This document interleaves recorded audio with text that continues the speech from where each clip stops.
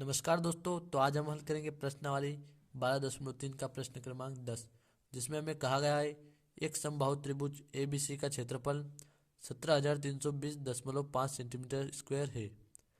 इस त्रिभुज के प्रत्येक शीर्ष को केंद्र मानकर, जैसा कि यहाँ पर हम चित्र में देखते हैं, यह कोई त्रिभुज है। इसका क्षेत्रफल हमें दिया गया है 17,320.5 सेंटीमीटर।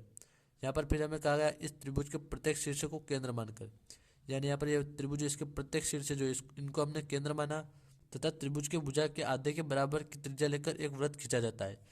यानी यहाँ पर जो त्रिभुज है इसकी भुजा का आधा, यानी आधा यहाँ पर इतनी त्रिज्या लेकर जो है 3 वृत्त हमने यहाँ पर बनाए हैं।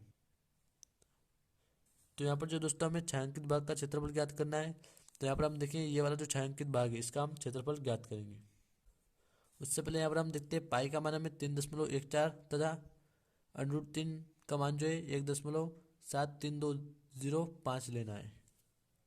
तो जैसा कि दोस्तों यहाँ पर हमने लिख लिया है, दिया है समबाहु त्रिभुज का क्षेत्रफल बराबर 17,320.5। तो अब जो यहाँ पर हम त्रिभुज की भुजा ज्ञात करेंगे। यहाँ पर हमें त्रिभुज की भुजा प्रश्न में नहीं दी गई तथा नहीं हमें यहाँ पर वृत्त का त्रिज्या दी गई है। तो सबसे पहले यहाँ पर हम भुजा ज्ञात करेंगे और फिर त्रिज्या हम ज्ञात करेंगे। तो यहाँ पर हम लिखेंगे बराबर जो समबाहु त्रिभुज का जो फॉर्मूला होता है क्षेत्रफल का, वो हम यहाँ पर लिखेंगे √3/4 और फिर भुजा का स्क्वायर यानी a का स्क्वायर बराबर में हम लिखेंगे 17,320.5। अब दोस्तों यहाँ पर नीचे हम लिखेंगे बराबर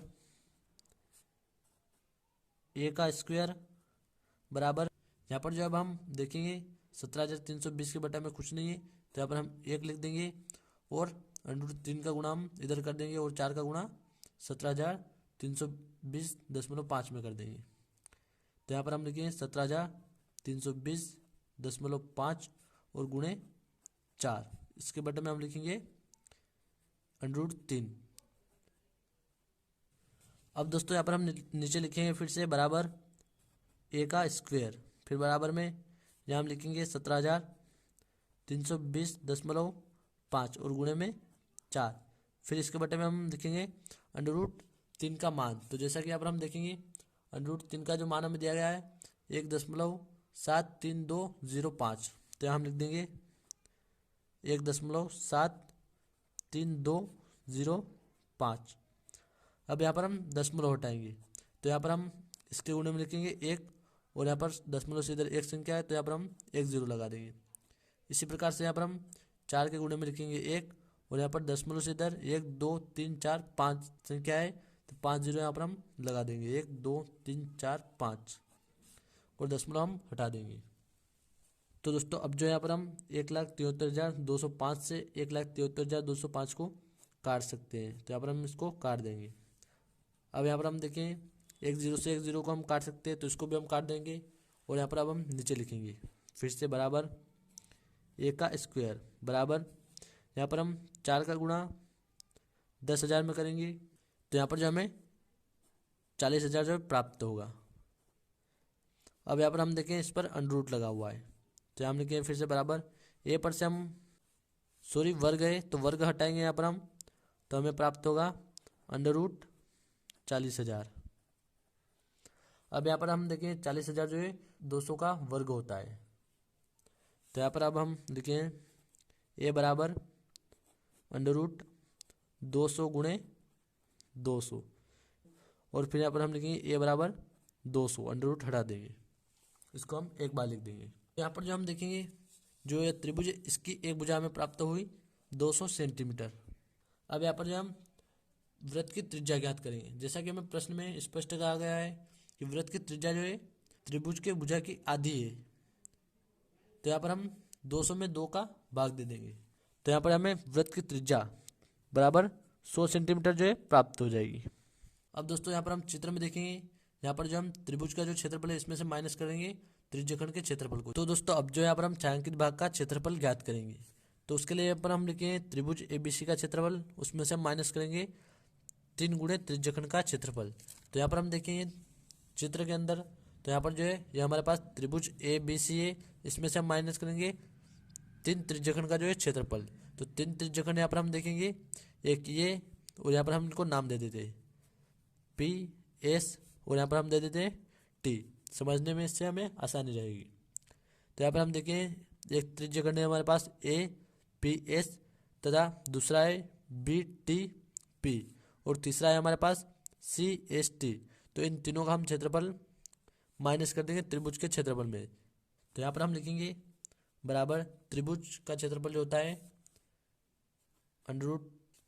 तो यहाँ पर जो त्रिभुज का क्षेत्रफल हमें दिया गया है, इसलिए यहाँ पर हम इसका फॉर्मूला नहीं लिखेंगे। तो यहाँ पर हम डायरेक्ट इसका मान रख देंगे। तो यहाँ पर हमें दिया गया है 17,320.5। इसमें से हम माइनस कर देंगे 3 गुणे त्रिज्यखंड का क्षेत्रफल। तो त्रिज्यखंड का क्षेत्रफल जो होता है उसका फॉर्मूला होता है पाई आर स्क्वायर थीटा बटा 360 डिग्री। अब यहाँ पर हम लिखेंगे बराबर 17,320.5, और इसमें से हम माइनस करेंगे 3 गुणे पाई का मान 22/7। तो हम लिखेंगे 22/7 गुणे आर जो अभी हमने ज्ञात किया है 100 हमें प्राप्त हुआ है, 100 सेंटीमीटर। तो हम लिखेंगे 100 गुणे 100। अब यहाँ पर हम देखेंगे थीटा। तो यहाँ पर हम चित्र में देखेंगे, ये वाला जो त्रिभुज है हमारा समबाहु त्रिभुज है। तो समबाहु त्रिभुज जो उसके प्रत्येक कोण का माप होता है 60 डिग्री। तो यहाँ पर थीटा हमारे पास हो जाएगा 60 डिग्री। तो हम लिखेंगे 60/360। तो दोस्तों अब जो यहाँ पर हम देखें, जो पाई का मान हमने लिखा 22/7, इसको हम नहीं लिखेंगे क्योंकि यहाँ पर हमें प्रश्न में दिया गया है 3.14 मान। तो इसको हम यहाँ पर लिखेंगे।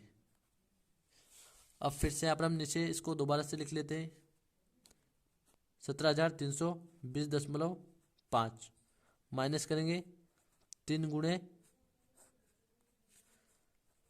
3.14 और गुणे में 100 गुणे 100।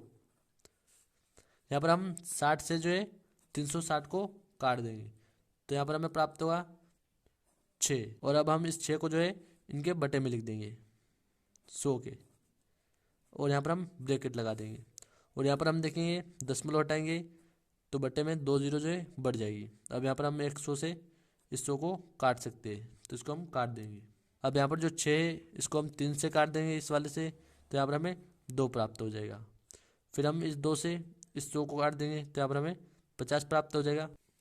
तो अब यहाँ पर हम लिखेंगे बराबर 17,320.5।